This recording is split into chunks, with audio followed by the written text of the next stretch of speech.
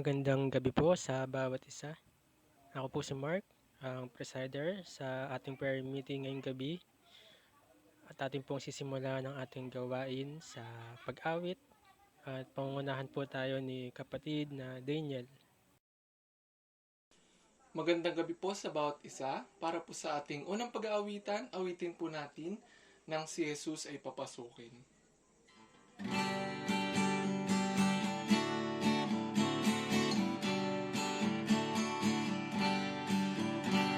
Kay laki ng pagkabago ng buhay ko, nang si Kristo ay tanggapin.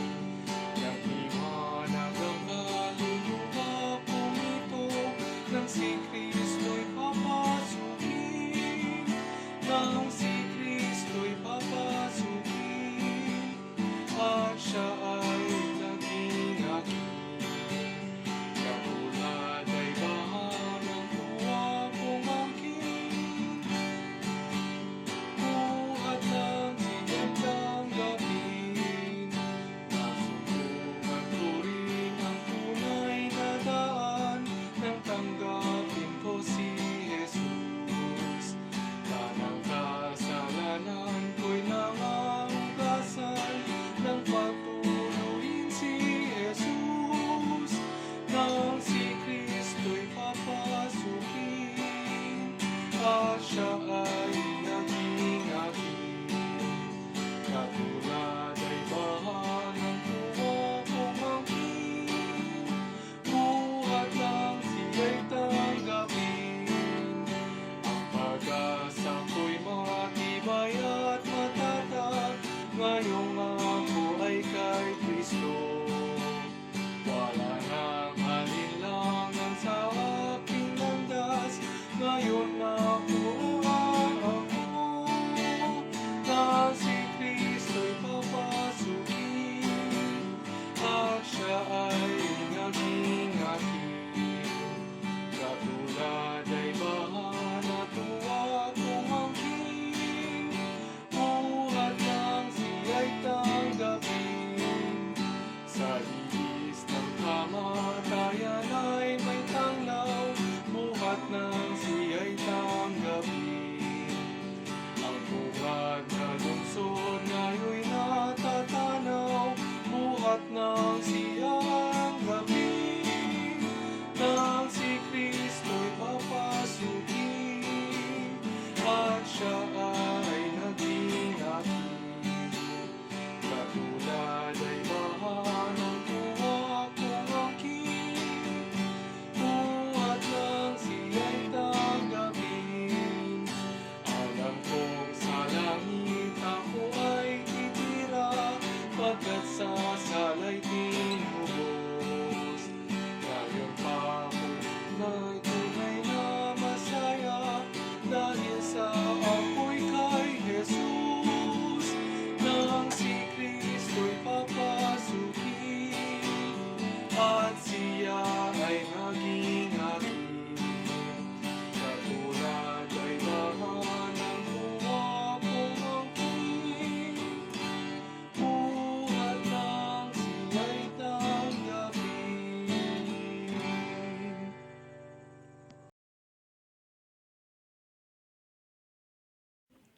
Tayo naman po ay dadako sa pagbasa ng kanyang salita. Buksan po natin ang ating mga Biblia sa aklat ng mga awit 56. Hayaan niyo pong basahin ko po sa inyo ang mga talatang 1 hanggang 13. Maawa ka sa akin, O Diyos, sapagkat sasakmalin ako ng tao. Buong araw ay nagbababag siya na pinipighati ako. Ibig akong sakmalin ng aking mga kaaway buong araw, sapagkat sila'y maraming may kapalaluan na nagsisilaban sa akin. Sa panahong ako'y matakot, aking ilalagak ang aking tiwala sa iyo. Sa Diyos ay pupuri ako ng kanyang salita. Sa Diyos ay inilagak ko ang aking tiwala. Hindi ako matatakot anong magagawa ng laman sa akin. Buong araw ay binabaligtad nila ang aking mga salita. lahat ng kanilang mga pag-iisip ay laban sa akin sa ikasasama. Sila'y nagpipisan, sila'y nagsisipagkubli, kanilang tinatandaan ang aking mga hakbang, gaya ng kanilang pag-aabang sa aking kaluluwa. Tatakas ba sila sa pamamagitan ng masama? Sa galit ay ilugmok mo ang mga bayan, O Diyos. Iyong isinasaysay ang aking mga paggagala. Ilagay mo ang aking mga luha sa iyong botelya. Wala ba sila sa iyong aklat? Tatalikod nga ang aking mga kaaway sa kaarawan na ako'y tumawag. Ito'y nalalaman ko sapagkat ang Diyos ay kakampi ko. Sa Diyos ay pupuri ako ng salita. Sa Panginoon ay pupuri ako ng salita. Sa Diyos ay inilaga ko ang aking tiwala. Hindi ako matatakot anong magagawa ng tao sa akin. Ang iyong mga panata ay sa akin, O Diyos. Ako'y magbabayad ng mga handog na pasalamat sa iyo.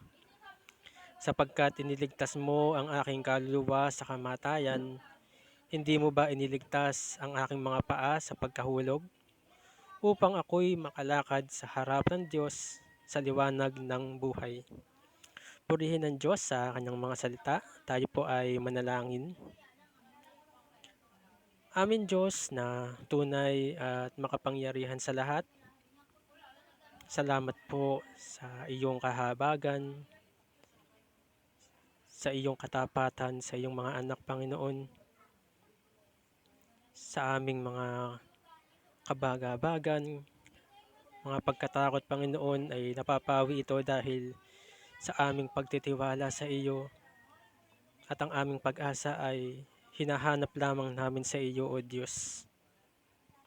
Sa kabila ng aming mga pinagdadaanan ngayon, Panginoon, sa mga mahirap na kalagayan, kami na iyong mga anak ay nagtitiwala sa iyo, at kami, Panginoon, ay humihingi ng kapatawaran sa mga bagay na amin nagagawa na hindi nakapagbigay ng kaluwalhatian sa iyo. Ngunit kami ay nagpupuri at nagpapasalamat sa iyo ng walang katapusan, Panginoon. Dalangin namin na patnubayan mo kami, O Diyos. Tunay na ang iyong pagtatapat ay dakila. Salamat, O Diyos. Alisin mo ang mga distraction ngayong gabi upang makapakinig kami ng maayos sa mensaheng aming maririnig. Salamat po. Ito po ang aming dalangin sa pangalan ng aming tagapagligtas na si Kristo Jesus. Amen.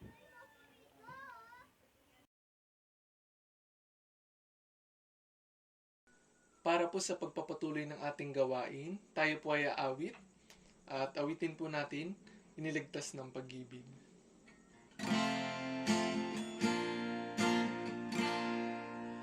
Buhay ko ay kay dilim, sa sala ay lubog, at walang makasagip, buhat sa paglubog.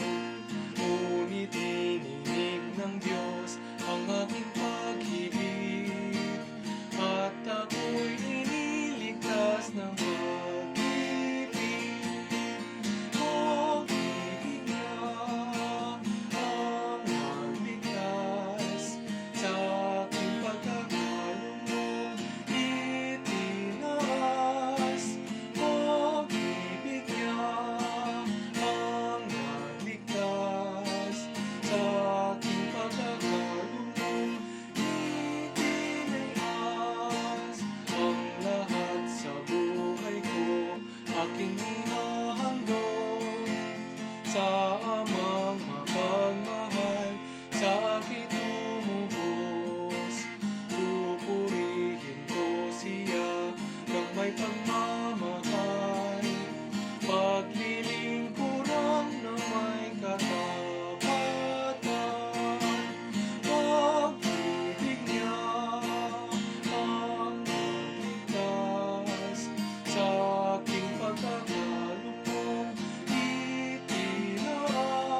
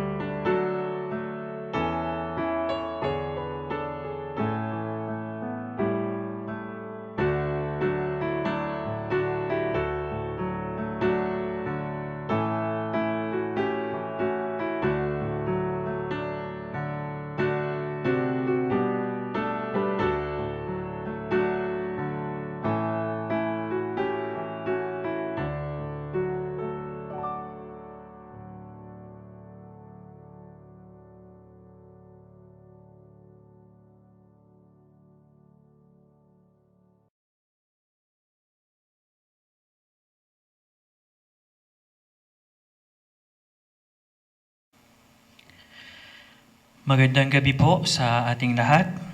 Tayo po ay nagpapatuloy sa atin pong serye ng pag-aaral patungkol po sa pagiging matiisin natin hanggang sa pagparito po ng ating Panginoon.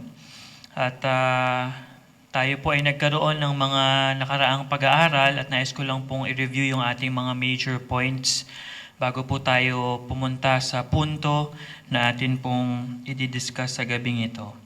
Sa atin pong point A, under po sa seryeng ito, atin pong natutuhan yung kahulugan po ng pagtitiis.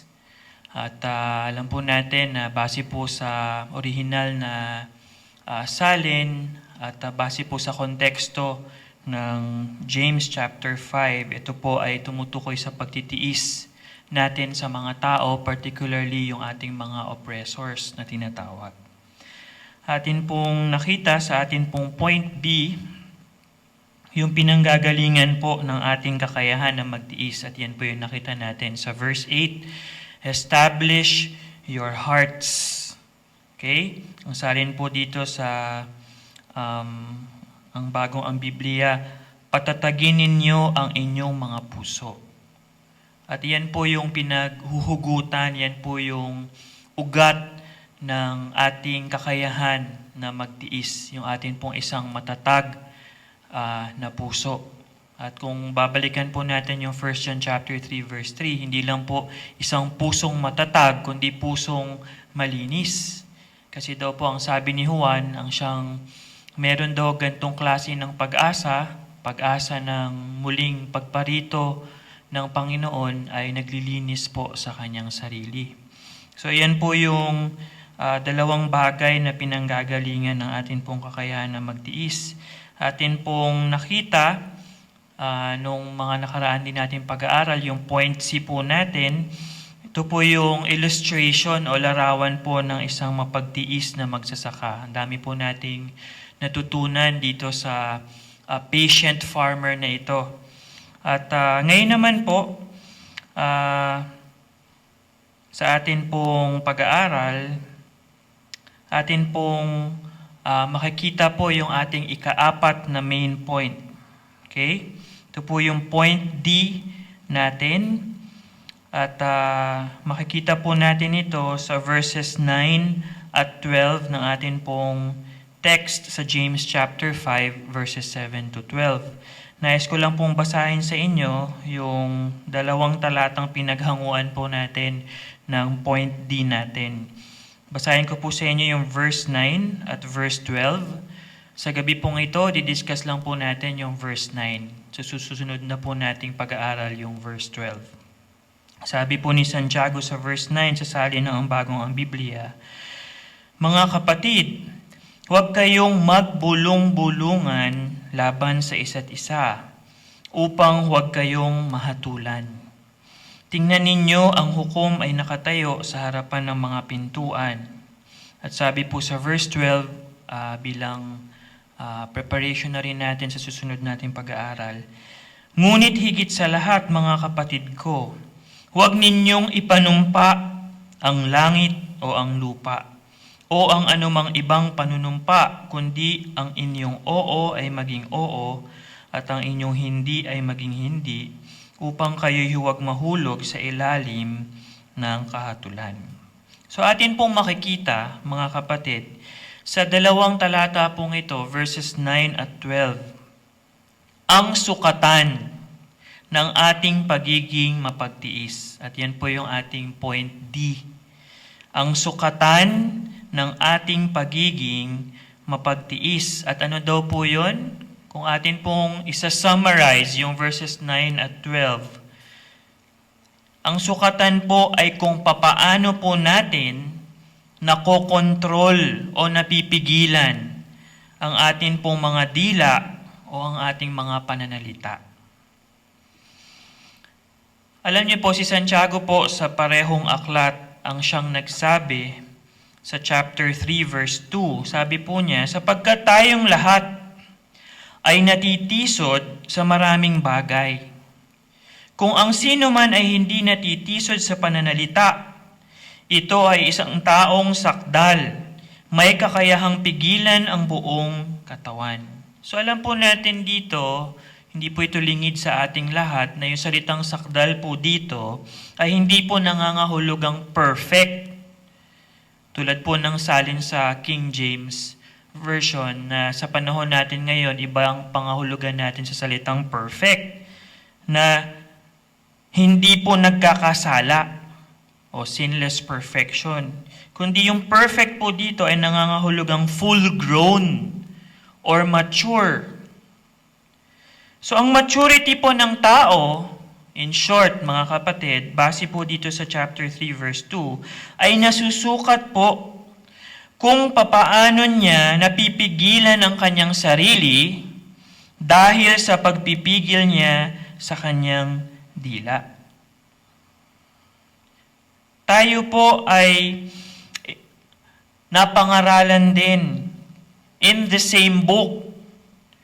Sa chapter 1 verse 19 ni Santiago, sabi po niya, unawain ninyo ito, minamahal kong mga kapatid, ang bawat tao ay dapat na maging mabilis sa pakikinig, marahan sa pagsasalita. Nakita niyo po yun? Kung meron daw pong bagay na dapat nating pinagmamatulinang gawin, wala pong iba kundi yung pakikinig. At dapat daw tayo ay slow to speak, mabagal sa pagsasalita. Sabi po ni Solomon sa Proverbs, sabi niya po doon sa verse 27 or sa verse 19 ng chapter 10, sabi po ni Solomon, sa dami ng mga salita ay hindi mawawalan ng pagsalangsang, ngunit siyang nagpipigil, nagtitiis o nagpipigil ng kanyang mga labi ay may karunungan.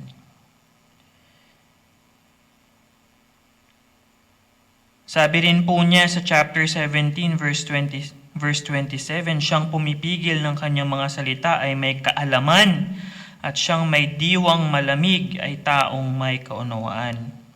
Ang isang taong mature na sinasabi sa James chapter 3 na meron pong kakayahan na pigilan ng kanyang katawan dahil kaya niyang pigilan ang pinakamaliit na bahagi ng kanyang katawan, walang iba kundi ang dila, ay tinawag ni Solomon na wise. Kaya kumusta po mga kapatid ang ating pagtitiis na tayo po ay hindi magkasala gamit ang ating dila? Atin ba itong nasusupil o napapasunod? O tayo po ay sunod-sunuran lamang sa ating mga nararamdaman? Alam niyo po, sa nalalapit na pagbabalik ng ating pong Panginoon, ito po ang dapat nating maging panalangin. Naway ang mga salita ng bibig ko at ang pagbubulay-bulay ng aking puso ay maging katanggap-tanggap sa paningin mo, O Panginoon, ang aking malaking bato at manunubos ko. Psalm 19:14. Kaya mga kapatid, bago tayo tumunghay mismo dun sa pagtalakay sa verse 9 sa gabing ito, ating suriin ang ating mga sarili when it comes to our words. Isa po sa kinakailangan nating pagtiisan ay ang ating mga dila. Pagtiisan ito sa mga bagay na pwede nitong masabi na hindi makakatulong sa iba. So bago po tayo magpatuloy, tayo po muna ay manalangin. Ama naming Diyos, salamat po. Tunay na malaking pagpapala sa amin itong mga napapag-aralan namin. Alam namin, Panginoon, na sa paghintay namin sa inyo, bahagi nun ay kinakailangan namin magtiis. At sa punto po na aming pag-aaralan sa gabing ito, isa po sa mga bagay at aminado kaming lahat na mahirap po na pagtiisan, yung aming pong mga pananalita. Lalo na po kung ito po ay hindi makakapag-encourage, makakapag-build up ng aming mga kapatid sa Panginoon. Help us to say or speak words of encouragement.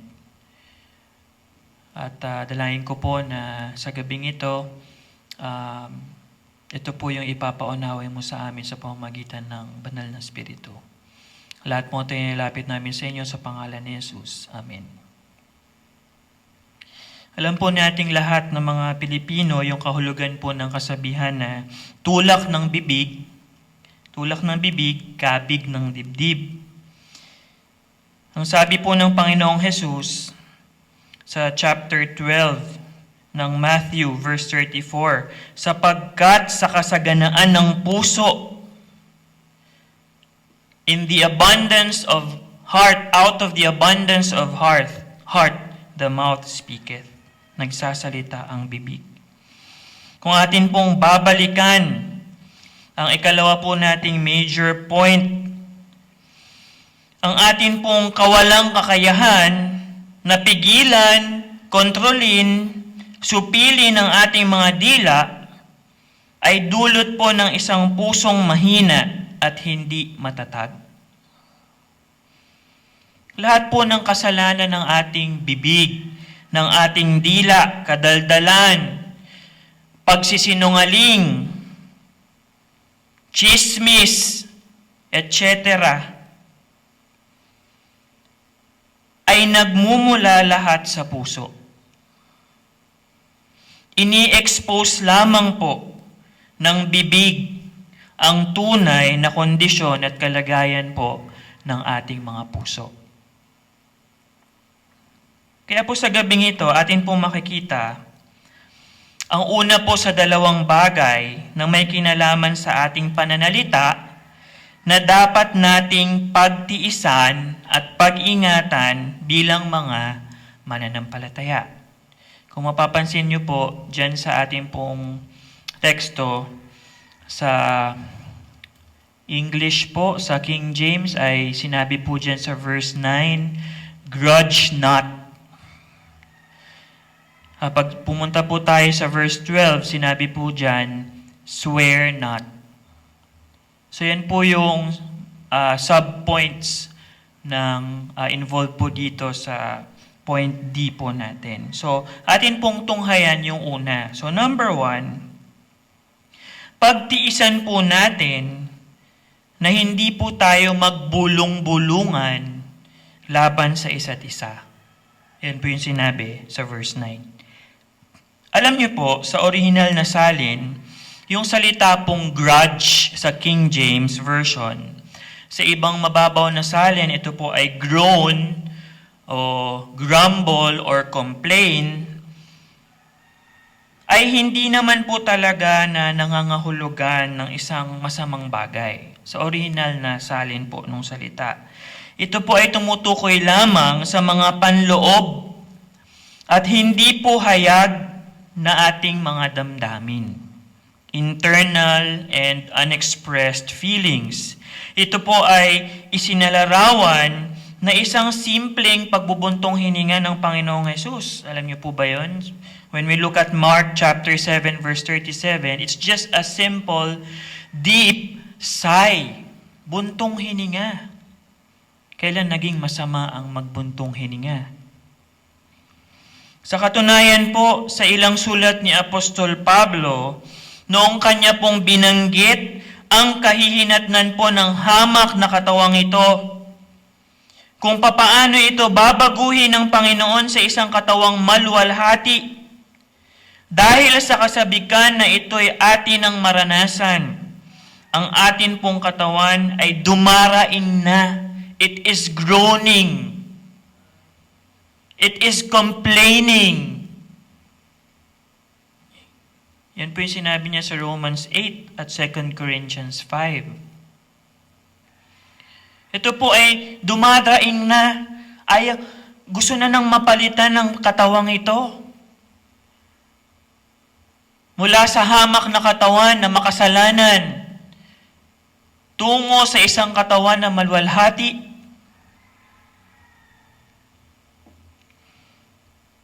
That's the good kind of groaning, mga kapatid. Pero sa kabilang banda, sa kabilang aspeto, mga kapatid, ito'y nangangahulugang, sabi po ni John MacArthur sa kanyang komento, it is an emotional rejection. In the negative sense po ito, mga kapatid. It is an emotional rejection of God's providence, will, and circumstances for one's life.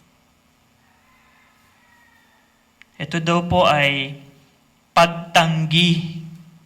It is a rejection, an emotional rejection, emotional na pagtanggi sa probidensya, kalooban, at mga sirkumstansya sa atin pong mga buhay. And if we will really think about it, the negative connotation of grudge, totoo po yung kanyang sinasabi. Ito po yung ating internal na pag-reject sa kalooban ng Panginoon. Ayaw natin yung ginagawa niya sa ating mga buhay. Yan po yung, kaya nga po binanggit niya sa Philippians 2:14 ni Pablo, gawin daw natin ang lahat ng mga bagay na walang pagbubulong at pagtatalo. Do everything without murmurings and disputings. Kaya bakit po natin ito kailangan iwasan? Ito pong pagbubulong-bulungan laban sa isa't isa. Letter A, dahil tayo po ay magkakapatid sa Panginoon. Tingnan niyo po yung mga talatang ito, no? Basahin ko po sa inyo sa ating pong teksto. Tingnan niyo po yung verse 7. Meron pong 3 beses na inulit po dito sa ating pong mga teksto, mga pananalita po ni Santiago. Sabi po niya sa verse 7, kaya maging matyaga kayo, mga kapatid. When we jump to verse 10, sinabi niya, mga kapatid, kunin ninyong halimbawa ng pagtitiis at ng pagtsatsaga. When we jump to verse 12, ngunit higit sa lahat, mga kapatid ko.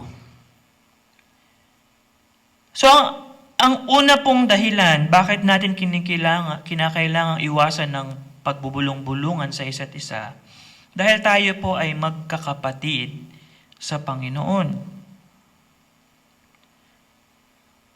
Tayo po ay patuloy na nakakarinig ng pangangaral patungkol sa tamang pakikipagrelasyon sa ating kapwa. Hindi lang po sa ating mga unbelievers na mga nakakahalubilo, lalo na po pati sa atin na magkakapatid sa Panginoon. Alam po natin ang tinuturo ng Biblia tungkol dito. Partikular na po sa paggamit ng ating dila, hindi po upang manira, kundi upang magpalakas ng ating mga kapatid sa pananampalataya.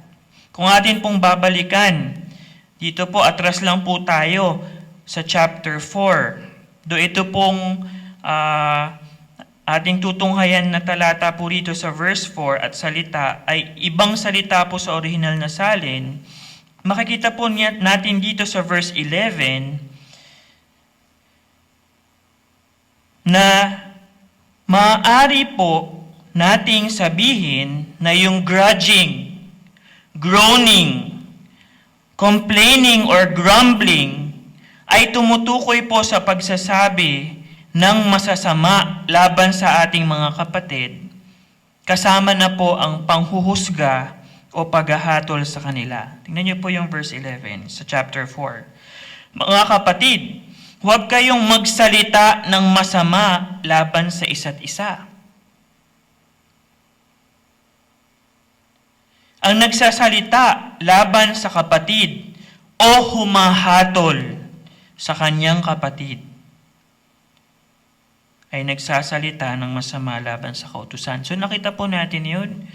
Pwede nating sabihin na yung sinasabi niyang grudge not sa chapter 5, verse 9, ay tumutukoy po sa pagsasabi natin ng masasamang mga bagay laban sa ating mga kapatid, panghuhusga o paghatol, pagiging judgmental sa kanila, mga kapatid. Marahil kaya po ang salin po sa ang Biblia, ang ginamit po ay pagbubulong-bulungan dahil ang pagiging mapanghusga po o judgmental. Ano ba yung judgmental? Ito yung pag-conclude na hindi pa naririnig ang side ng lahat. Ito po yung pag-conclude na base lamang sa naikwento sa iyo. Hindi mo naman napakinggan first hand from doon sa inaakusahan kung ano talaga yung nangyari. Ito po yung madalas nagsisimula sa kwento-kwento o sabi-sabi. Kasi po ang ginamit sa ang salin ng ang Biblia ay mga upasalaan. So medyo malalim po yung term. So ito po ay tinranslate sa mas mababaw na Tagalog na pagbubulong-bulungan. Alam niyo po, kung kanila pong napagtiisan, mga kapatid, ang mga hindi makadiyos na pang-aapi ng mga mayayaman sa verses 1 to 6, paano pa kaya ang kahinaan ng kanilang mga kapatid sa pananampalataya?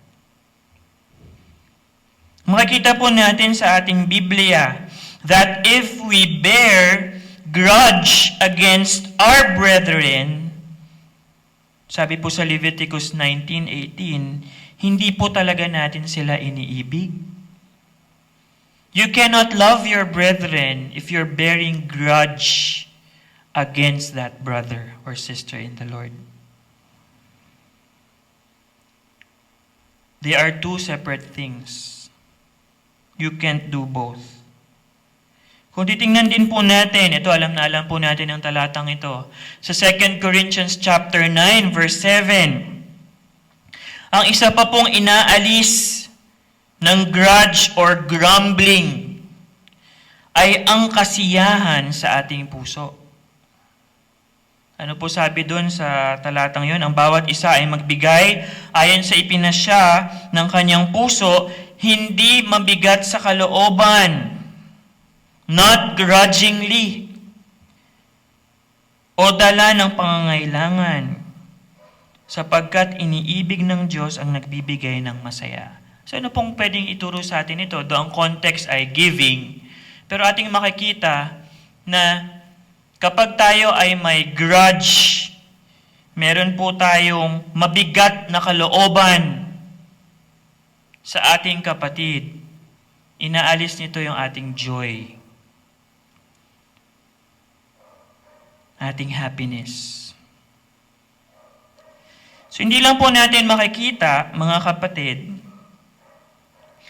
na yung dahilan bakit nating iwasan ang pagbubulong-bulungan sa isa't isa, dahil tayo ay magkakapatid sa Panginoon. Pangalawa, dahil tayo po ay siguradong hahatulan. Yan po yung makikita natin sa verse 9. Upang huwag kayong mahatulan, tingnan ninyo ang hukom ay nakatayo sa harapan ng mga pintuan. Yan po yung sinabi sa ikalawang bahagi ng verse 9. Kung atin pong babalikan, yung tinignan po nating talata sa chapter 4, verse 11, sabi po dito, mga kapatid, basahin ko po mula sa umpisa ng verse, mga kapatid, huwag kayong magsalita ng masama laban sa isa't isa. Ang nagsasalita laban sa kapatid o humahatol sa kanyang kapatid ay nagsasalita ng masama laban sa kautusan at humahatol sa kautusan. Ngunit kung ikaw ay humahatol sa kautusan, hindi ka na tagatupad ng kautusan, kundi isang hukom.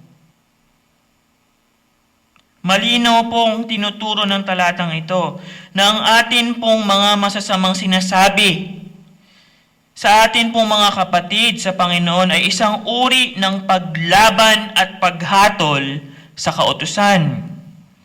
At kung tayo po ay humahatol sa kautusan, base po sa talatang ito, hindi raw po tayo gumagawa o tumutupad rito. In short, we are disobeying the law. And we all know, mga kapatid, that any form of disobedience to the law ay may kaakibat po na kaparusahan sa Diyos.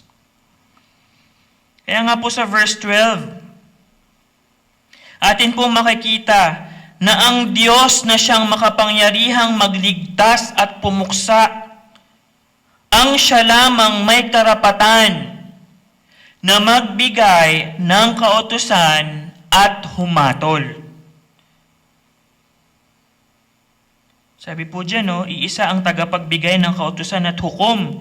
Siya na may kapangyarihang magligtas at pumuksa. Kaya sino ka na humahatol sa iyong kapwa? We don't have that right to judge others. Kaya nga po ang Panginoong Jesus mismo sa Sermon on the Mount ay nagsabi, sabi po niya sa chapter 7 ng Matthew verses 1 and 2, huwag humatol upang hindi kayo mahatulan. Sapagkat sa hatol na inyong inihatol o ihahatol, ay hahatulan kayo. At sa panukat na inyong isusukat, ay susukatin kayo. Kaya dapat, mga kapatid, mag-ingat po tayo sa ating panghuhusga, pagiging judgmental sa atin pong mga kapwa. Yung binanggit po dito, mga kapatid, sa verse 9, na sinabi, tingnan ninyo, ang hukom ay nakatayo sa harapan ng mga pintuan, ay nangangahulugan po ng agarang pag-aksyon ng Diyos sa ganitong uri ng mga tao. Alam ko pwede pa natin pahabain itong pag-aaral po natin at magbigay tayo ng ilan pang mga detalye. Pero it's plain and simple. It's plain and simple po sa verse 9. Huwag tayong magbulong-bulungan laban sa isa't isa. Pagtiisan natin ito. Kontrolin natin ang dila natin. Na tayo mahulog sa kasalanang ito dahil ito ay may agarang kaparusahan na manggagaling sa Diyos. At siya mismo ang hahatol. So sa atin pong application, ilang mga bagay po, At ito rin po ay makikita natin dito sa aklat ng Santiago. So,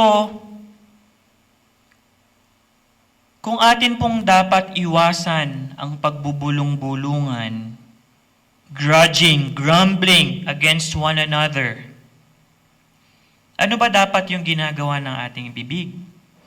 At ang dami pong hints, ang dami pong treasures from the book of James mismo na makikita natin paano ba natin dapat gamitin ng maayos ang ating mga dila. Number 1, ito po sa ating application. So generally, number 1, dapat natin gamitin ang ating dila bilang instrumento ng katwiran. At yan po yung makikita natin sa Romans chapter 6, verse 13. Buksan po natin ang ating mga Biblia doon sa Romans chapter 6, verse 13. Sabi po ni Apostol Pablo, at huwag din ninyong ihandog ang mga bahagi ng inyong katawan sa kasalanan bilang kasangkapan ng kasamaan tungo sa kasalanan, kundi ihandog ninyo ang inyong sarili kasama ang ating dila sa Diyos na tulad ng mga buhay mula sa mga patay at mga bahagi ng inyong katawan kasama ang dila bilang kasangkapan ng pagiging matuwid tungo sa Diyos. So, dapat, one general application, we must use our tongues as an instrument of righteousness. So paano natin ito magagamit bilang instrumento ng katwiran na subpoint sa ating pong general application na ito? Purihin mo ang Panginoon gamit ang iyong dila. Gamitin mo ang iyong dila para magpuri sa Diyos. Yan po yung ating makikita sa chapter 3, verse 9. Lahat po ito ay sa book of James. James chapter 3, verse 9. Maganda po, basahin natin lahat ng talata dito. Sa pamamagitan nito ay pinupuri natin ang Panginoon at Ama. That's the thing. That's the good use of our tongue.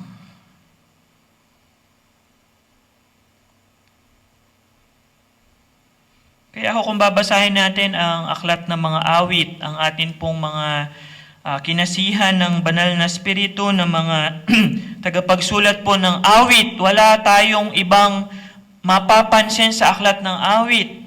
Karamihan po doon ay pagpupuri sa Diyos. And we must use our tongues to praise God. Tulad po ng binanggit dito sa verse 9 ng chapter 3, hindi po maaari na ang ating bibig ay ginagamit natin sa pagpupuri sa Diyos, pero nilalait din po natin yung mga taong ginawa niya ayon sa kanyang wangis. Hindi po pwedeng mangyari yun. Gamitin po natin ang ating dila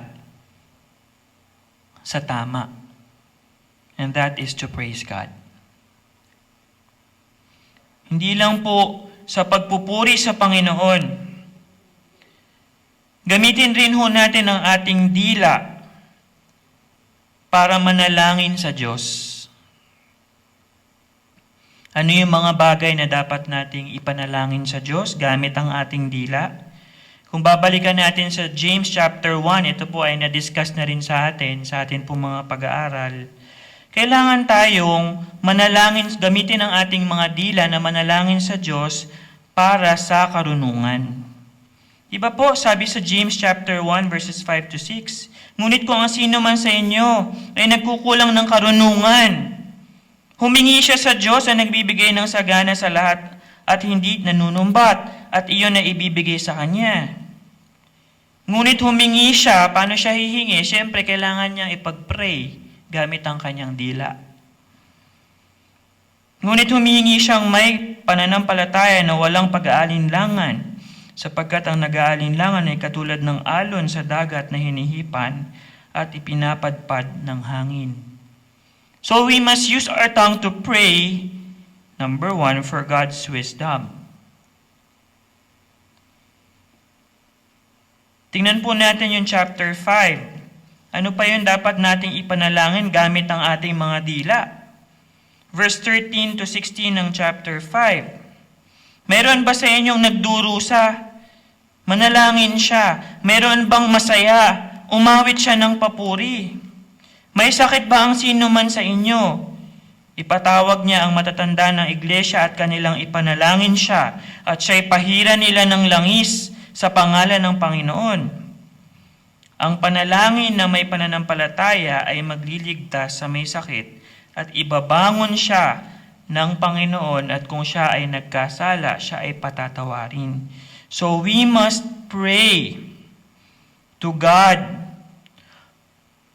for help for those who are in trouble. Dapat natin gamitin ang ating dila sa pananalangin, specifically those who are in need of help. At atin po nakita din sa mga talatang ito, hindi lang po tulong sa mga nasa hindi magandang sitwasyon ng kanilang buhay, gamitin din natin ang ating dila to pray for God's healing, pagpapagaling ng Panginoon. At yan po yung ating matutunghayan din dito sa ating binasang talata. So ano pa po? Ano pa pong mga panalangin ang nabanggit dito sa Santiago ang pwede nating banggitin gamit ang ating mga dila? Makikita po natin yung example po ni Elijah. Yung kanyang prayer life dito sa verses 17 to 18 ng chapter 5. So, we could also pray to God for large requests. Di ba po ang kanyang panalangin? Sabi niya ay, dito po sa verse 17, at siya'y taimtim na nanalangin upang huwag umulan. That's a big request to ask from God. Pero we can do that. Hindi lang tayo pwedeng manalangin sa mga maliliit na bagay. Even for a large request, we can make that to God using our tongues. Verses 19 at 20, huling dalawang talata po ng aklat po ng Santiago. Isa pa po natin dapat ipanalangin gamit ang ating mga dila, yung mga backsliders. Mga tumalikod sa Panginoon. Ano dapat natin ipanalangin sa kanila? Na sila'y manumbalik sa Panginoon. Mga kapatid ko, kung ang sino man sa inyo ay naliligaw mula sa katotohanan, at siya'y pinapanumbalik ng sinuman, dapat niyang malaman na ang nagpapanumbalik sa isang makasalanan mula sa pagkaligaw sa kanyang landas ay magliligtas ng kaluluwa mula sa kamatayan at magtatakip ng napakaraming kasalanan. And this is still part of praying to those na sumandali sa kanilang buhay, tumalikod sa Panginoon. So atin pong nakita, pwede pala nating gamitin ang ating dila sa makabuluhang bagay at nakalulukod sa Diyos sa pamamagitan ng pagpupuri sa Kanya, sa pamamagitan ng pananalangin sa Kanya. Atin din po makikita, alam po natin itong lahat. Maaari rin natin gamitin ang ating dila na umawit sa Panginoon. Diba? James chapter 5 verse 13. Meron bang masaya? Umawit siya ng papuri. Diba? Is any of you merry? Let him sing psalms. Yun po ang sinabi ni Santiago. We can use our tongue not to degrade other people, hindi magbulong-bulungan laban sa isa't isa, but we can use it to sing praise to our God.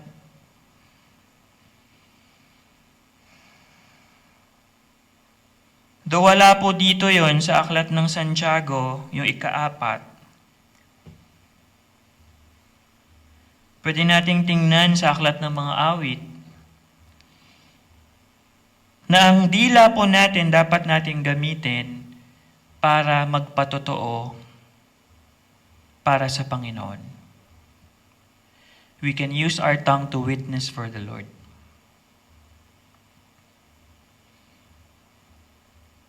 Tingnan natin yung Psalm 107 verse 2. Psalm 107 verse 2. Sabi po ng sumulat ng awit, sabihin gayon ng tinubos ng Panginoon, let the redeemed of the Lord say so, na kanyang tinubos mula sa kamay ng kaaway.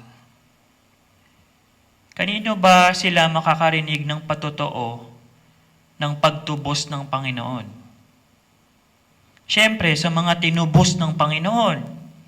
Paano kung ang tinubos ng Panginoon ay hindi pinipiling magpatotoo sa Kanya, kundi walang ibang ginawa, kundi makipagbulong-bulungan laban sa isa't isa? Anong patotoo ang hinahatid natin? Diba sabi sa Acts 1:8, we must be witnesses. Hindi lang sa mga kalapit na bahagi natin, pati sa ibang mas malalayo pang area sa atin pong buhay. So we must use our tongue to praise God, to pray to God, to sing to the Lord, to witness for the Lord.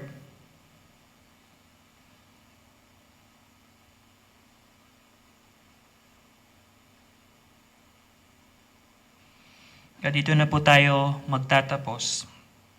Handaan po natin na ang dila po ay, let's not take it for granted. Bilang mga mananampalataya, dapat lagi tayong conscious. We must be tongue conscious. Lagi tayong conscious sa ating mga nasasabi.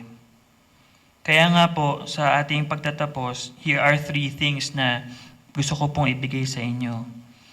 In the use of our tongue, we have a resolution to make. Meron tayong resolusyon na kinakailangang gawin. At ano po yan? Tingnan natin sa Psalm 17:3. Resolution to make, Psalm 17:3. Sa atin po mga Biblia. Sabi po dito ng psalmist, sinubok mo ang aking puso, dinalaw mo ako sa gabi. Nilitis mo ako at wala kang natagpuan. Ako'y nagpasya. That's the resolution.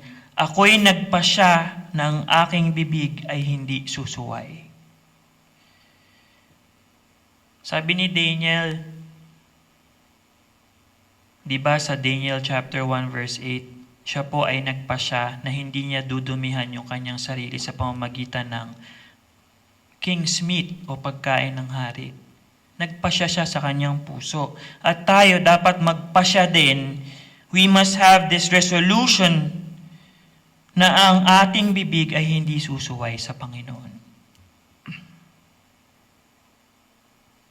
Psalm 39 verse 1. Buksan po natin, samahan niyo po ako sa pagbabasa ng mga talata pong ito. Psalm 39 verse 1, aking sinabi, ako'y mag-iingat sa aking mga lakad upang wag akong magkasala sa aking dila.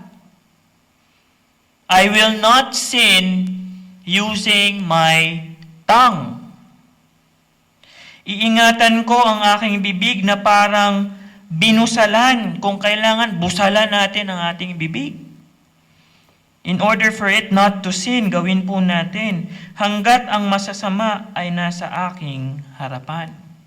Remember, context po ng James chapter 5. Oppressors, pagtitiis sa ating mga oppressors. Parang ganito po yung sitwasyon ng psalmist sa verse 1 ng chapter 39. Hanggat ang masasama ay nasa aking harapan. Ang tanong, meron bang pagkakataon sa ating buhay na ang masama ay hindi natin kasama? It's very seldom. That's very seldom. Kaya dapat bantayan natin ang ating bibig na hindi magkasala. Yun po yung pagpapasya na dapat natin gawin. Hindi lang po dapat gumawa tayo ng ganyang klaseng pagpapasya. Meron din tayong babala na dapat nating isipin. We have a warning to take note of. Tingnan niyo po sa Matthew 12:34-37. Matthew 12:34-37 sa ating pong mga Biblia. Sabi po dito, kayong lahi ng mga ulupong, paano kayo makapagsasalita ng mga mabubuting bagay, gayong kayo ay masasama? Sapagkat sa kasaganaan ng puso ay nagsasalita ang bibig. Ang mabuting tao ay naglalabas ng mabubuting bagay mula sa kanyang mabuting kayamanan at ang masamang tao ay naglalabas ng masasamang bagay mula sa kanyang masasamang kayamanan. Subalit sinasabi ko sa inyo na sa araw ng paghuhukom ay pananagutan ng mga tao ang bawat salita na binigkas na walang ingat. Sapagkat sa pamamagitan ng iyong mga salita ay pawawalang sala ka at sa pamamagitan ng iyong salita ay mahahatulan ka. We will give account someday sa atin pong mga binigkas na mga salita. Ang sabi po sa huling bahagi ng verse 36, na walang ingat. That's a warning that we need to take note of, mga kapatid.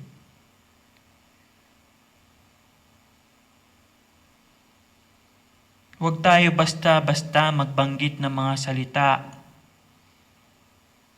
na hindi natin napag-isipan.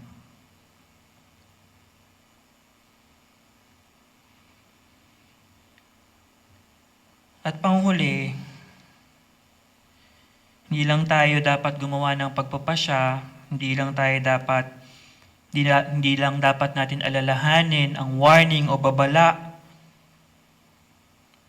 na tayo po ay magsusulit sa ating mga sinabi ng walang ingat. Meron po tayong panalangin na dapat ipanalangin. Prayer that we need to pray. Nabasa po natin kanina, Psalm 19:14, "Let the words of my mouth and the meditation of my heart be acceptable in thy sight, O Lord, my strength and my Redeemer." That's the prayer that we need to make. Tingnan po natin yung Psalm 141 verse 3. Sa huling talata po na ating titingnan. Psalm 141 verse 3. How can we guard our tongue? Anong specific request ng psalmist sa Psalm 141 verse 3? Maglagay ka ng bantay sa aking bibig, O Panginoon. Ingatan mo ang pintuan ng aking mga labi. Alam nyo, minsan nilalagay natin sa sarili nating kamay yung pagtitiis natin na hindi tayo makapagsabi ng mga bagay. Yes, according to verse 8, may ugat yan sa ating mga puso. Pero ang gagawa niyan para sa atin at dapat hinahayaan nating kumontrol at gumawa ng ganyan sa atin, walang iba kundi ang ating Diyos. Sabi niya, di ba? Sino daw yung maglalagay ng bantay sa ating bibig? Ang Panginoon.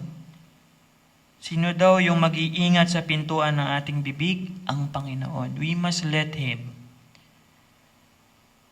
take guard sa ating mga bibig. Hayaan natin na kumilos ang banal na Espiritu. Magpakontrol tayo sa banal na Espiritu upang ang ating mga bibig ay ating maingatan. So, didiscuss po natin sa susunod. Marahil ito'y positive sa iba, yung verse 12, pero we must also be careful with that. Yun po yung swear not. So, ngayon po ating natunghayan yung grudge not.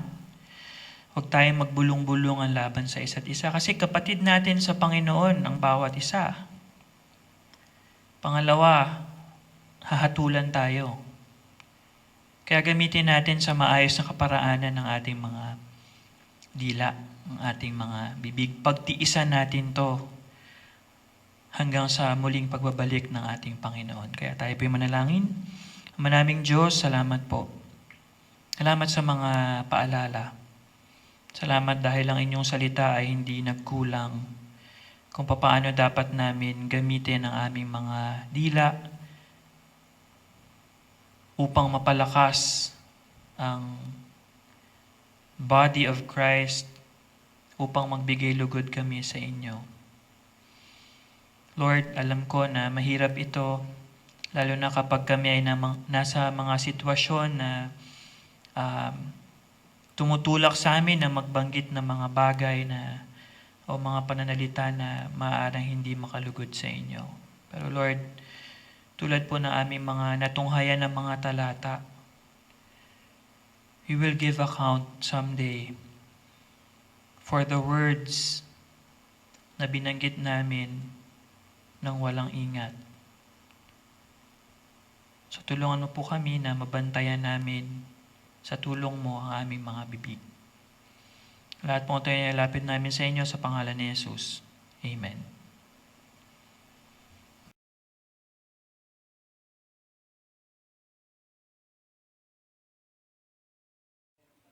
Salamat po sa Panginoon sa mensaheng ating narinig. Salamat po Kuya EJ sa pagbabahagi ng mensahe na ito sa amin. Sa atin pong pagpapatuloy, tayo po ay magkakaroon ng prayer time sa kanya-kanya nating mga tahanan. Pagkatapos po ng prayer time ninyo, hihilingin ko po ang isa sa inyong pamilya upang manguna sa closing prayer. Ilang paalala po sa mga nais po na magpatotoo o magtestimony. Mag-send lang po kayo ng video or audio recording kay Teacher Jayron. At ang ating offering para sa mission at evangelism ay atin pong ipunin at ibigay sa ating church treasurer, at maaari din po nating ipadala ito sa bank account ng OCC. Makikita niyo po sa ating screen ang detalye ng ating bank account. At iniimbitahan po namin ang bawat isa sa darating na linggo, June 21, 2020, 9 a.m. hanggang 11 a.m. para sa ating worship service live stream. I-like po natin at i-follow ang Facebook page ng Obando Christian Church upang maging updated po tayo sa ating live stream. Maraming salamat po sa inyong lahat and God bless po.